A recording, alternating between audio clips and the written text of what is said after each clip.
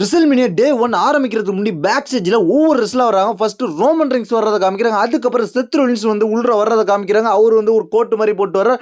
அதுக்கப்புறம் யாரை காமிக்கிறாங்க? சிஎம் பங்க் காமிக்கிறாங்க. அது பால் கியூமனோட காமிக்கிறாங்க. சிஎம் பங்க் வித் பால் கியூமனோட தான் இந்த ரெசல்மேனியா வரப்போறன்ற கன்ஃபார்ம் பண்றாங்க. அதுக்கப்புறம் பாத்தீங்கன்னா ஒவ்வொரு இதா கன்ஃபார்ம் பண்ணிட்டு இருக்காங்க. அடுத்து பேக் ஸ்டேஜ்ல பாத்தீங்கன்னா ஜெய் ஈசோ ரெடி ஆயிட்டு இருக்காரு தன்னோட மேட்சுக்காக. அதுக்கப்புறம் வந்து கந்தர் ரெடி ஆயிட்டு இருக்காரு. ஃபர்ஸ்ட் மேட்ச் என்ன மேட்ச் நடக்குதுன்னு கேட்டீங்கன்னா மேட்சுக்கு முன்னாடி ட்ரிபிள் ஹெச் தான் வந்து பேசுறாரு. ட்ரிபிள் ஹெச் வந்து இன்ட்ரோடக்ஷன் கொடுக்குறாரு. இந்த ரெசல்மேனியாவில் இன்ட்ரோடக்ஷன் கொடுத்துட்டு அதுக்கப்புறம் ஃபர்ஸ்ட் மேட்ச் ஆரம்பிச்சு வைக்கிறார். வேற லெவலில் ஆடியன்ஸ் சியர் பண்ண ஆரம்பிச்சாங்க. ஏன்னா அந்த அளவுக்கு இன்ட்ரெஸ்டா மேட்சை கொண்டு போறதுக்கு ஃபர்ஸ்ட் மேட்சாவே வேர்ல்டு ஹெவி சாம்பியன்ஷிப் மேட்ச் வச்சாங்க. அந்த match Gunther versus Jey Uso. அந்த ஜெய் ஈசோ ஃபர்ஸ்ட் என்ட்ரன்ஸ் கொடுக்குறாரு. அடுத்து கந்தர் கொடுக்குறாரு. ஜெய் ஈசோ வந்து ஆடியன்ஸ் இருந்து என்ட்ரன்ஸ் கொடுக்குறாரு. ஆடியன்ஸை ஈட்டின்னு கத்தி தெறிக்க விடுறாங்க. இந்த மேட்சை பொறுத்த வரைக்கும் ரெண்டு பேரும் பர்ஃபார்மன்ஸ் பயங்கரமா இருந்துச்சு. ஆனா இந்த மேட்ச்ல வந்து எனக்கு ரிசல்ட் சுத்தமா பிடிக்கலன்னு தான் சொல்லுவான். என்னன்னு கேட்டீங்கன்னா ரிசல்ட் வந்து ஜெய் ஈசோ ஜெயிச்சது எனக்கு பிடிக்கலன்னு கேட்டீங்கன்னா ஜெய் ஈசோ ஜெயிச்சது நிறைய பேருக்கு பிடிச்சிருக்கலாம் பிடிக்கலாம் இருக்கலாம். ஆனா கந்தர் தோத்த முறை எனக்கு பிடிக்கல. ஏன்னு கேட்டீங்கன்னா கந்தரை ஒரு டாமினேட் ரெஸ்லர் காமிச்சிக்கிட்டு இருந்த WWE இந்த மேட்ச்ல நல்லதா பர்ஃபார்மன்ஸும் பண்ண வச்சாங்க. ஆனா வந்து ஜெய் ஈசோ ஸ்பியர்லாம் போட்டாரு. 2 ஸ்பியரை கந்தர் கிக் அவுட்லாம் பண்ணினாரு இந்த முறையில். ஆனா வந்து கந்தரோட சம்பிஷன் மூவான ஸ்லீப்பர் ஹோல்டே போட்டு ஜெய் ஈசோ கந்தரை டேப் அவுட் பண்ண வச்சாரு. அன்கான்சியஸா போய் முடிச்சிருந்தா கூட பிரச்சனை கிடையாது. ஆனா டேப் அவுட் பண்ண வச்சு இந்த மேட்சை முடிச்சாங்க. உண்மையிலே இது வந்து ஒஸ்ட் டிசிஷனா இருக்கும். கந்தர் கொஞ்ச நாளைக்கு WWE வரமாட்டாருன்றதை நான் எக்ஸ்பெக்ட் பண்றேன். ஆனா இந்த ரிசல்ட் கொஞ்சம் வந்து என்னால் ஏற்றுக்க முடியல. ஜெய் ஈசோ ஜெயிச்சது வேணால் ஏற்றுக்கலாம். ஆனால் வந்து கந்தர் டேப் அவுட் பண்ணுற மாதிரி ஸ்டோரி லைன் ஃபிக்ஸ் பண்ணது ஒஸ்ட்டு. அதுக்கப்புறம் ஜெய் ஈசோ ஜெயிச்சதுக்கப்புறம் யார் வந்து என்ன நினச்சின்னு கேட்டிங்கன்னா ஜெய் ஈசோட பிரதர் வந்து இந்த மேட்சை வந்து முடிஞ்சதுக்கப்புறம் வந்து செலிப்ரேஷன் பண்ணார். மேட்ச் இடையில வருவார்னு பார்த்தோம், இடையிலாம் வரல. ஆனால் மேட்ச் முடிஞ்சது வந்து ஜிம்மி ஈசோவும் ஜெய் ஈசோவும் ஹக் பண்ணி செலிப்ரேஷன் பண்ணிட்டு போயிட்டாங்க. அடுத்ததாக என்ன நடந்துச்சுன்னு கேட்டிங்கன்னா அடுத்ததாக டாக் டீம் சாம்பியன்ஷிப் மேட்ச். இந்த டாக் டீம் சாம்பியன்ஷிப் மேட்ச் யார் யாருக்குன்னு கேட்டிங்கன்னா நியூ டே வர்சஸ் அதுக்கப்புறம் வைக்கிங் ரைடர்ஸ் இவங்களுக்குள்ள நடந்த மேட்ச். இந்த மேட்ச்சில் வந்து முழுக்க ரெண்டு டீமுமே நல்லாவே பெர்ஃபார்மன்ஸ் பண்ணாங்க. இந்த மேட்ச்சில் நம்ம எதிர்பார்த்தது தான் சாம்பியன்ஷிப் கை மாறுன்ற. அதே போல தான் இந்த மேட்ச்சில் வந்து நியூ டே வந்து தங்களோட ஹீல் டர்ன் பண்ணி பயங்கரமான ஹீல் டர்ன் காமிச்சிட்டு இருந்தாங்க. அந்த நேரத்தில் இவங்க WrestleMania match talk team championship match வரோம். இந்த மேட்ச்சில் வந்து யாராவது நியூ டே ஹெல்ப் பண்ண வருவாங்களா எதிர்பார்த்தோம். ஆனால் நியூ டே யார் உதவி இல்லாமல் நியூ டே வந்து வைக்கிங் ரைடர்ஸை வச்சு செஞ்சுட்டாங்க. இந்த மேட்ச்சில் நியூ டே வின் பண்ணி சாம்பியனை தூக்கிட்டு போயிட்டாங்க. நியூ டே புதிய சாம்பியனா ஆயிட்டாங்க அப்படின்றத தெரிஞ்சுங்க. அதுக்கப்புறம் என்ன நடந்துச்சுன்னா ஜேட் வர்சஸ் நயோமி ஒரு பெரிய ஸ்டோரி லைனோட ஒரு பெரிய மேட்ச் நடந்துச்சு. அந்த மேட்சுக்கு ஜேட் வராங்க, நயோமியும் இருந்தாங்க. இந்த மேட்ச் ரெண்டு பேரோட பெர்ஃபார்மன்ஸ் பயங்கரமா இருந்துச்சு. நயோமியும் வந்து பயங்கரமான ப்ரோமோலாம் கொடுத்தாங்க. உனக்கு அழிவு காலம் நெருங்கி போயிடுச்சு, டேஞ்சர்ல மாட்டிருக்கா அப்படின்லாம் கொடுத்தாங்க. அதே மாதிரி ஜேடு தங்களோட ஃபர்ஸ்ட் ரெசல்மேனியாவில் விளையாடுறாங்க. ஜேடு தன்னோட ஃபர்ஸ்ட் ரெசல்மேனியாவில் ஒரு பயங்கரமான மேட்சா கொடுக்கணும்னு பார்த்தா அந்த மேட்ச் ரெண்டு பேரும் பயங்கரமா கொடுத்தாங்க. நயோமி சப்மிஷன் மூலம் வேற லெவல் போட்டாங்க. ஆனா கடைசியில் இந்த மேட்ச்ல வின் பண்ணது ஜேட் வின் பண்ணிட்டு போயிட்டாங்க. தெரிஞ்சது சொல்றேன். அதுக்கப்புறம் வந்து ஜாக் எஃபெக்டிவ் வர்சஸ் அதுக்கப்புறம் எல்ஏ நைட் மேட்ச். இந்த மேட்சுக்காக ஜாக் எஃபெக்டிவ் பார்த்தீங்கன்னா சோமன் வியர் வுல்ஃப்ன்ற மாதிரி கேரக்டர்ல மாஸ்க் போட்டு வந்து அதுக்கப்புறம் எல்ஏ நைட் வந்து ஒரு கார்ல வந்து இறங்கினார். அதுக்கப்புறம் இவங்க ரெண்டு பேருக்கான மேட்ச் தொடங்குது. இந்த மேட்சை பொறுத்த வரைக்கும் ரெண்டு பேரோட பர்ஃபார்மன்ஸ் எந்த இடத்துலையும் குறை வைக்கல. ஆனா இதுல ஒரு கட்டத்தில் என்ன நடந்துச்சுன்னு கேட்டீங்கன்னா வேற லெவல் மூமெண்டா எல்ஏ நைட் என்ன பண்ணாருன்னு கேட்டீங்கன்னா ஜாக் எஃபெக்டிவ் மோன் சால்ட் போடக்குள்ள அந்த இடத்துல இருந்து டிடிடி அவரோட பினிஷரா போட்டாரு. எப்படி ரேண்டி ஆர்டன் டைவ் அடிக்கக்குள்ள ஆர்கேவோ போடுறாரு அதே மாதிரி இது ஒரு போட்டாரு. வேற லெவலா இருந்துச்சு உண்மையிலே. அந்த இது மூமெண்ட்லாம் வேற லெவல். ஆனா கடைசியில் வின் பண்ணது யாருன்னு கேட்டீங்கன்னா ஜாக் எஃபெக்டிவ் வின் பண்ணி ஃபர்ஸ்ட் டைம் யூஎஸ் சாம்பியன் ஆயிட்டாரு. அடுத்த என்ன மேட்ச் நடந்துச்சு கேட்டிங்கன்னா எல் கிராண்டினோவா சாட் கேபிள் வர்றார். சாட் கேபிள் வந்து மாஸ்க் போட்டு எல் கிராண்டினோ கேரக்டரில் வர்றார். அவருக்கு வந்து ஆப்போனண்ட்டாக வந்து ரேமஸ் டே ஃபிக்ஸ் பண்ணியிருந்தாங்க. ரேமஸ் டே இன்ஜுரி காரணமாக வர முடியல லாஸ்ட் மேக்டோனல் நடைபெற்ற இன்ஜுரியில்.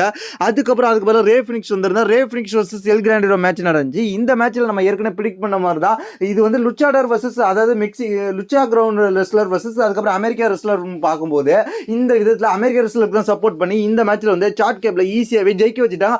ஆனால் இதில் ஒரே ஒரு டிசப்பாயின்மெண்ட் என்னன்னு கேட்டிங்கன்னா ரே ஃபினிக்ஸ்க்கு பதிலாக வந்து டிராகன் லீயை போட்டு விட்டுருக்கலாம். ரே ஃபினிக்ஸுக்கு இது ஃபர்ஸ்ட் ரெசல்மேனியாவிலே வச்சு அது கிளியராகவே தோக்க வச்சிருக்கிறாங்க. அப்படின்றப்ப இது வந்து ஒரு ஒஸ்ட் மூமெண்ட்டாக தான் ரே ஃபினிக்ஸ் ரெஸ்லிங் கேரியரில் அமைய போகுதுன்றது என்னுடைய கருத்து. இது வந்து டிசப்பாயின்மெண்ட்டாக இருக்கும் ரே ஃபினிக்ஸோட ஃபேன்ஸுக்கு. அதுக்கப்புறம் வந்து என்ன நடந்துச்சுன்னு கேட்டிங்கன்னா ஷான் மைக்கேல் இங்கே வந்து பேச ஆரம்பிச்சு கிட்டத்தட்ட 61,467 பேர் இன்னைக்கு அட்டெண்டன்ஸ் கொடுத்துருக்கீங்கன்ற மாதிரி சொல்லுவார். அடுத்த என்ன மேட்ச் நடந்துக்கிறீங்க உமன் சாம்பியன்ஷிப் மேட்ச். இந்த மேட்ச் யார் இருக்குங்கன்னா Tiffany Shelton versus Charlotte Flair. Tiffany Shelton வந்து வருவாங்க 3 விதமான ஸ்டாச்சு மாதிரி இருக்கும். கடைசியில் பார்த்தா அதுலேருந்து வருவாங்க. சார்லட் ஃப்ளேர் காரில் என்ட்ரன்ஸ் கொடுப்பாங்க. அதுக்கப்புறம் இவங்களுக்குள்ள மேட்ச் ஸ்டார்ட் ஆகும். இந்த மேட்ச் ஸ்டார்ட் ஆனே சார்லட் ஃப்ளேர் பயங்கரமாக அட்டாக் பண்ண ஆரம்பிப்பாங்க. அதுக்கப்புறம் 2 பேரும் மாறி மாறி அட்டாக் பண்ணிப்பாங்க.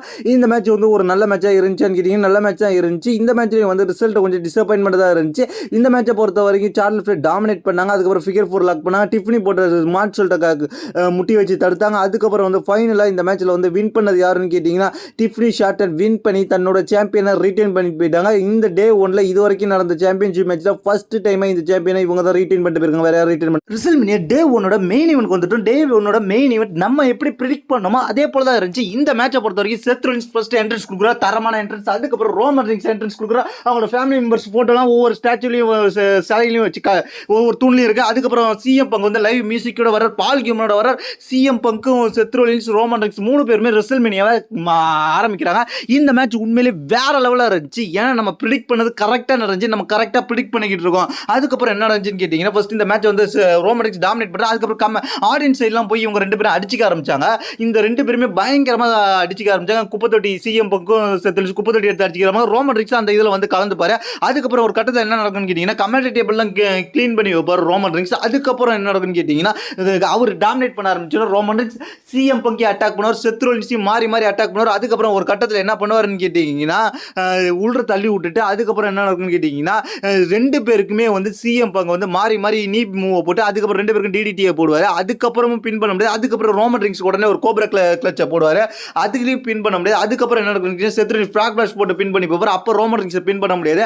அதுக்கப்புறம் இதான் சந்தர்ப்பம்னு சொல்லிட்டு செத் ரோலின்ஸ் வந்து தன்னோட டக்கல் பாம்பர் 2 பேருக்கும் போடுவார். போட்டுட்டு அதுக்கப்புறம் ரோமன் ரிங்ஸ்க்கு ஒரு பெடிகிரியை போட்டு அதுக்கப்புறம் ரோமன் ரிங்ஸ்க்கு ஒரு ஸ்டாம்பை போட்டு சிஎம் பங்கு அப்படி நைஸாக வெளில தள்ளி விட்டு பின் பண்ணி போகிற அப்பயும் கிக் அவுட் பண்ணிடுவார். சரி வா நம்ம 2 பேரும் சேர்ந்து அவனை முடிச்சிடலான்னு சொல்லி சிஎம் பங்கை முடிக்கிறதுக்காக ரோமன் ரிங்ஸை கூப்பிடுவார். வா அவன் கதையை முடிச்சுட்டு நம்ம பஞ்சாயத்தை வச்சு மாட்டின்னு சொல்லுவார். அதுக்கப்புறம் ரோமன் ரிங்ஸும் கொஞ்ச நேரம் யோசிச்சுட்டு சரி வான்ட்டு சொல்லிட்டு செத் ரோலின்ஸ் கீழே இறங்கணும்னு ரோமன் ரிங்ஸை அட்டாக் பண்ணுறதுக்காக பவர் பாம்பு போடுறதுக்காக ரெடியாக நிற்பாங்க, ஷீல்டு பவர் பாம்பு போடுறதுக்காக.